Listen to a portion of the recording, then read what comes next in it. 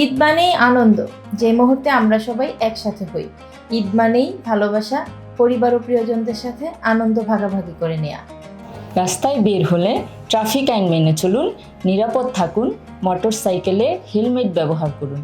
অতিরিক্ত গতি জীবনকে বিপদে ফেলতে পারে। গাড়ি চালানোর সময় মোবাইল ব্যবহার করবেন না।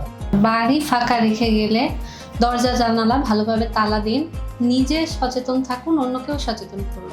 পানির অপর নাম জীবন, তাই পানি অপচয় থেকে সচেতন হওয়ার জন্য আমরা যারা দীর্ঘদিনের ঈদের ছুটিতে যাচ্ছি, প্রত্যেকটা ট্যাপ বন্ধ আছে কিনা দেখে তারপর আমরা বাসা ত্যাগ করব। প্রিয়জনদের নিরাপত্তায় আমাদের ঈদের সবচেয়ে বড় দান। একটু যত্ন, একটু দায়িত্ব, এই দুটি জীবনকে অনেক সুন্দর করে।